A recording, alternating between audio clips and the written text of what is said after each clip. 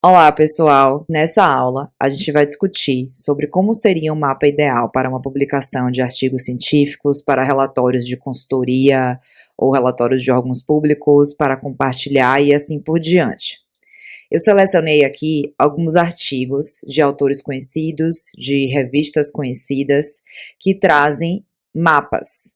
E essa aula a gente vai fazer um exercício de observação de mapas e olhar os pontos altos e os pontos baixos desses mapas e se tem críticas a serem feitas em relação a esses mapas. Eu trago nessa aula diversas figuras que eu considerei bonitas, organizadas, mas mesmo essas figuras de jornais conhecidos, de autores conhecidos, podem trazer alguns pontos que a gente pode discutir e podem ser melhoradas. Esse mapa, por exemplo, tem vários elementos que são necessários, como escala, cada imagem dessa apresenta uma escala, e uma imagem onde representa a área de estudo geral. A gente consegue ver a América do Sul, o Brasil e a Mata Atlântica, onde é o local de estudo. Um bom mapa é um mapa que responde à pergunta do trabalho, um mapa que é objetivo. Nesse mapa, os autores trazem essa legenda, a floresta em verde, que seriam os remanescentes florestais da Mata Atlântica. O contorno em azul seria a distribuição original de cada espécie. O que está em azul seria a distribuição das espécies considerando a elevação, a altitude. E o que está em preto seriam as florestas onde há a ocorrência da população dessas espécies. No círculo, há o status da IUCN, mostrando se é uma espécie vulnerável, se é uma espécie ameaçada e assim por diante. Essa figura ela também traz a imagem de cada espécie de ave trabalhada aqui. Uma coisa interessante a se discutir nessa imagem é que os autores eles usam a cor azul para definir a área de ocorrência da espécie. Só que a cor azul ela é utilizada para referenciar a água. Isso pode causar uma confusão no leitor. Uma coisa interessante para trazer sobre essa figura é que eles colocam a imagem das aves, mas essas imagens, elas têm permissão para ser utilizadas, e isso a gente precisa tomar muito cuidado. Um outro artigo traz um mapa em uma imagem e a legenda em outra imagem. Essa é a primeira imagem do artigo, onde referencia cada elemento do mapa que vai aparecer nos outros mapas adiante. Isso foi uma opção do autor e tudo bem. Porém, para o leitor fica um pouco confuso, um pouco desgastante, porque a todo momento o leitor tem que voltar à primeira imagem para identificar os elementos do mapa. O ideal é que todas as informações estejam contidas na mesma imagem, que a imagem seja autoexplicativa. Esse outro trabalho traz diversas escalas diferentes da área de estudo. Primeiro aparece a ilha da Indonésia, depois uma parte da ilha.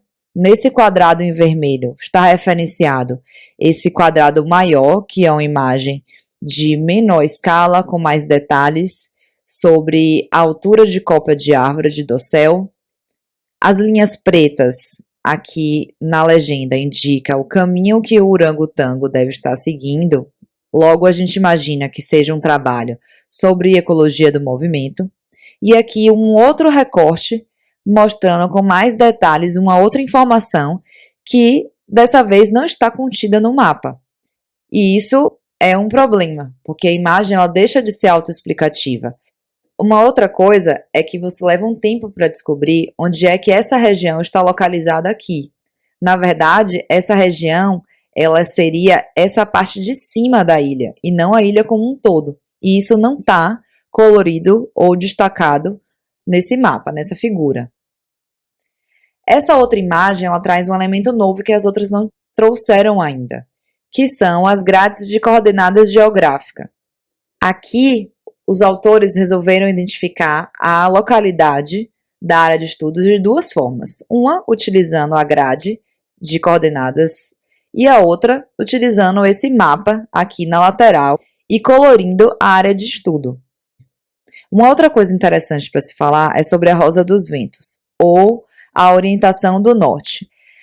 Nesse tipo de mapa que a gente sabe a orientação, esse elemento ele é dispensável. Pode colocar, não tem problema, mas não é necessário. Esse elemento é obrigatório quando você muda o mapa, quando você gira esse mapa. E o norte ele não está mais indicado para a região onde a gente costuma imaginar que esteja. Aqui é simples a gente imaginar que o norte está para baixo. Mas se a gente cortar o mapa e mostrar a ilha de Madagascar ou o mapa da Colômbia, quem não está acostumado a observar o mapa desses países, quem não mora nesse local e não sempre olha o mapa desses locais, não sabe necessariamente para onde está o norte. Se você gira o mapa, é necessário sim colocar a Rosa dos Ventos. Novamente falando sobre o mapa ser autoexplicativo, nessa imagem, os números que estão em vermelho não fui eu que coloquei. São números que vieram da própria imagem que os autores colocaram. Esses números eles não estão contidos na legenda.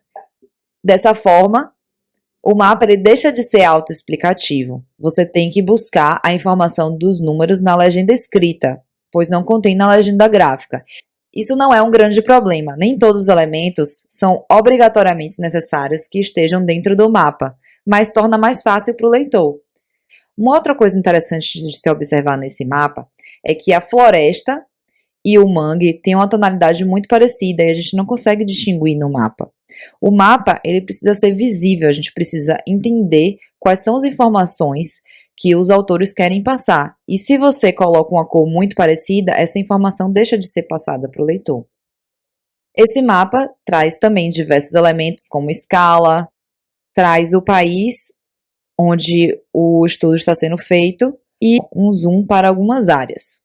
Porém, essa legenda, ela varia da cor azul até a cor amarela. E nesse mapa central, a gente não consegue observar uma cor azul. Se você der um zoom, você também não consegue observar essa cor azul. Isso porque essa legenda, ela não é desse mapa, e sim dos mapas menores, de escala maior. Essa legenda, na verdade, ela deveria estar aqui do lado, e não nessa região central. Outra coisa que a gente pode observar nesse mapa é que os autores escolheram essa cor cinza para o fundo da imagem, que não é o foco principal do estudo. Já esse autor preferiu escolher uma outra cor, que é uma cor branca com uma certa informação de topografia, o nome dos países. Essa outra figura ela é interessante para a gente discutir sobre a legenda, considerando as informações categóricas. Na figura à esquerda, a gente tem uma cor para cada categoria. Na figura à direita, a gente também tem informação categórica, que poderia, na verdade, ser contínua, poderia variar de 0 a 100%, mas aqui os autores resolveram estabelecer algumas categorias, alguns intervalos para as informações, variando de 0 a 20%, de 20% a 40% e assim por diante. Esse outro mapa apresenta uma informação contínua. Logo, a legenda ela também é contínua. A legenda gráfica varia de cores vermelhas a cores azuis.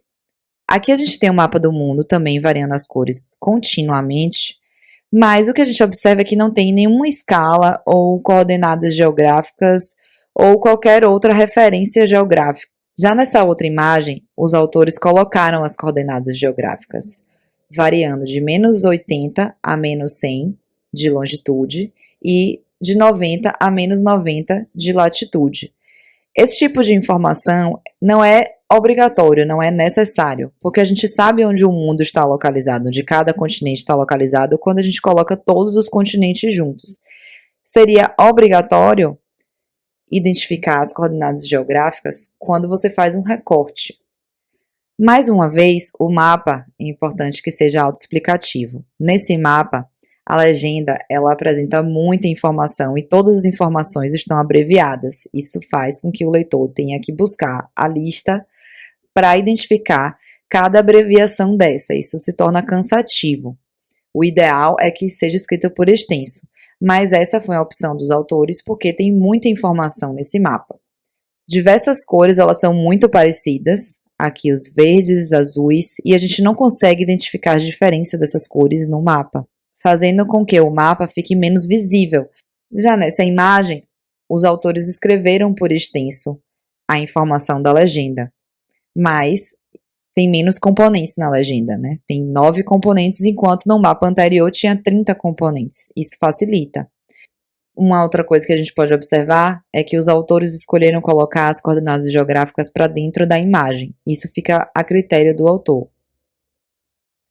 O nosso objeto espacial pode também ser baseado em uma imagem de satélite, e nessa situação aqui, os autores identificaram a localização geográfica a partir de pontos, porque o local exato não importa, o que importa são os padrões de cores. Podemos também compor a figura, colocar, além do mapa, algumas informações, como gráficos de barra, gráficos de círculos e algumas imagens em zoom dos mapas. Após ver todos esses mapas dos artigos científicos, agora a gente consegue responder a pergunta inicial da aula. Como seria um mapa ideal para publicação, relatórios ou para compartilhar?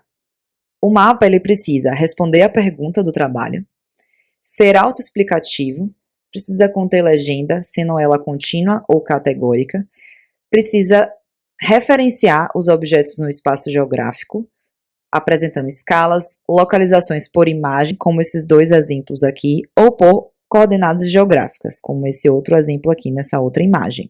E, principalmente, quando tem alguma imagem em zoom, ela precisa ser georreferenciada, para a gente entender qual é a localização dela no espaço. Outros elementos são rosa dos ventos, títulos, e as cores, elas precisam ser informativas. Se você coloca uma cor azul no mapa, a primeira coisa que o leitor vai pensar é que é uma região que contém água. E se você colocar o verde, o leitor vai pensar que é floresta ou qualquer outro tipo de formação vegetal. As cores, elas são intuitivas e é preciso que a gente se atente a esses padrões. As cores, elas também precisam ser agradáveis. Se você coloca um mapa muito colorido, dá mais trabalho das pessoas identificarem as informações e torna um pouco mais cansativo. E por fim, precisa ser visível.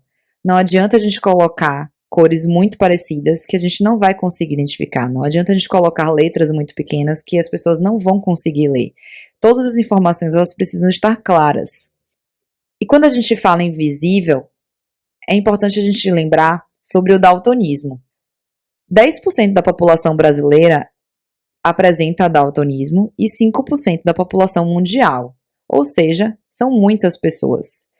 Para que a gente consiga tornar o mapa visível para todos, é preciso a gente pensar no contraste, principalmente do verde e do vermelho. Se você quer colocar cores como verde e vermelho, é importante que você coloque o vermelho em um tom mais escuro do que o verde ou vice-versa, para que essas cores sejam diferenciáveis. Ou você pode também incorporar padrões a cada polígono ou algum objeto na sua figura.